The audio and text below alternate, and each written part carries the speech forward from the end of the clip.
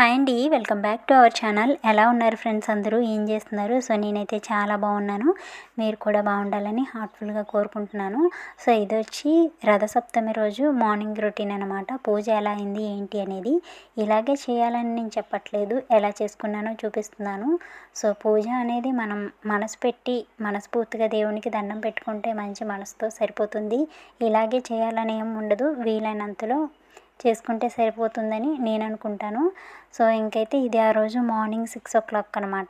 పూజ త్వరగా కంప్లీట్ చేయాలని చెప్పేసి త్వరగా లేచాను.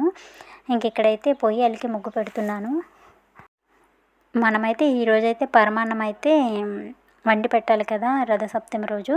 ఈ పరమాన్నం కూడా పెద్ద హంగామా లేకుండా ఆవు పిడకలు, రైసు, పాలు, చెరుకు గడ, బెల్లం ఉంటే సరిపోతుంది. సింపుల్గా చేసుకోవచ్చు మనం ఈ పూజ. ఎందుకంటే మనం ఆవు పిడకల పైన ఎందుకు చేయాలంటే దీని వెనకాల ఒక సైంటిఫిక్ రీజన్ ఉంటుంది కదండి.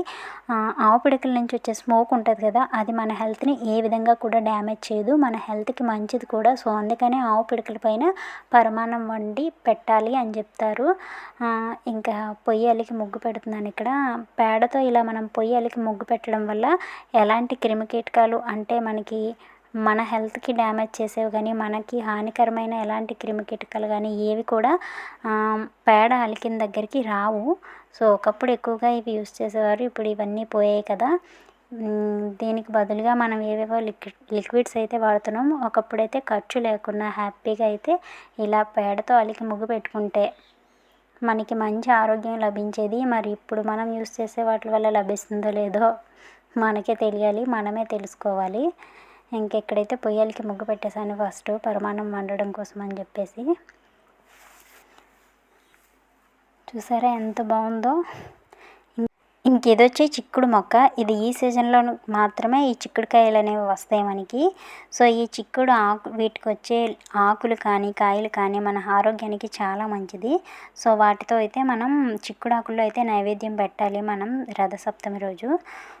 ఇంకా చిక్కుడుకాయలు కూడా రథం చేసి పెడతారు. అవన్నీ మనం తినటం వల్ల మనకి ఆరోగ్యం కాబట్టి అవి ఫస్ట్ దేవుడికి పెట్టి తర్వాత అయితే మనం తీసుకుంటాం. ఇంకా చిక్కుడు ఆకులు, ఇంకా రేగిపళ్ళు కూడా సూర్యభగవానుడికి అయితే పెడతారు కదా రథసప్తమి రోజు.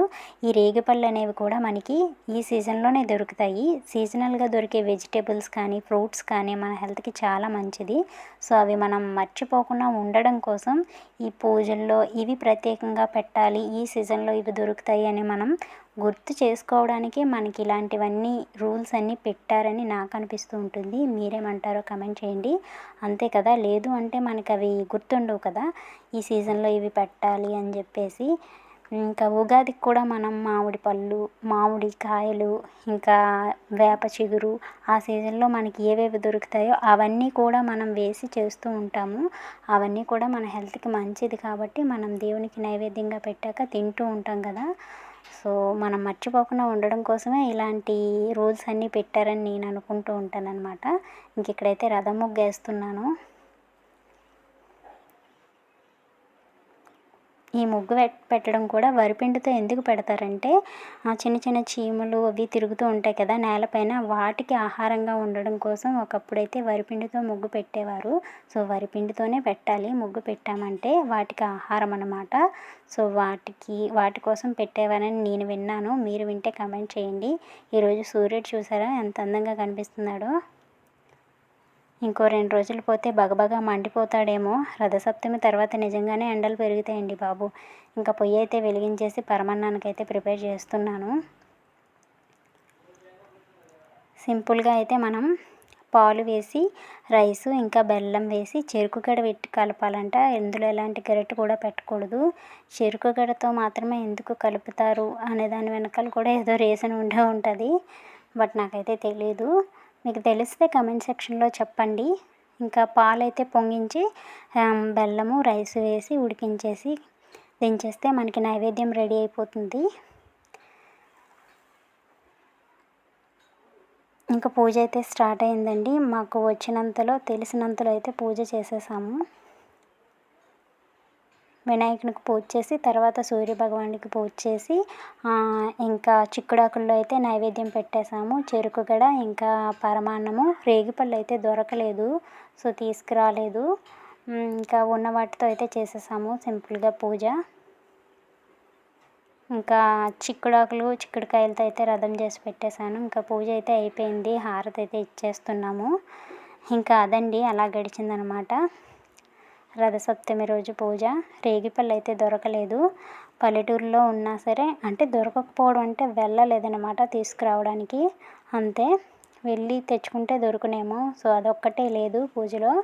ఇంకా తర్వాత చిక్కుడాకుల్లో అయితే మనం ఫుడ్ తింటే మంచిదండి. చిక్కుడాకుల్లో ఉండే యాంటీ ఆక్సిడెంట్స్ మన బాడీలోకి వెళ్తాయి. చిక్కుడాకుల్లో మనం వేడి వేడి పరమాన్నం వేసుకొని తింటే మంచిది. సో ఇంకా పూజ అయిపోయిన తర్వాత అయితే అందరం కూర్చొని చిక్కుడాకుల్లో పరమాన్నం అయితే వేసుకొని తిన్నాము. అలా తినాలి. ఇంకా ప్రత్యక్ష సూర్యభగవానుడి పూజ అయితే అయిపోయింది. ఈరోజు ఆయన నుంచి వచ్చే డి విటమిన్ మన బాడీకి చాలా అవసరం. ఎప్పుడు మనకి హెల్తీగా ఉండాలంటే డి విటమిన్ చాలా అవసరం. ఎండలో కొంచెం ఎక్కువగా తిరగడానికి ప్రయత్నించాలి. ఎర్లీ మార్నింగ్ డి విటమిన్ వస్తుంది కదా, ఆ ఎండ మనకి చాలా మంచిది కదా. సో అదండి ఈరోజు వ్లాగ్ అయితే ఇలా గడిచింది. మీకు నచ్చితే లైక్ చేయండి, అలాగే కమెంట్ చేయండి. సో ఇంకా మన ఛానల్ ఎవరైనా సబ్స్క్రైబ్ చేసుకోకపోతే సబ్స్క్రైబ్ చేసుకొని సపోర్ట్ చేయండి ఫ్రెండ్స్. వీడియో ఎలా అనిపించిందో కమెంట్ సెక్షన్లో కమెంట్ చేయండి. ఓకే, బాయ్ అందరికీ. మళ్ళీ నెక్స్ట్ వీడియోలో కలుద్దాం. బాయ్.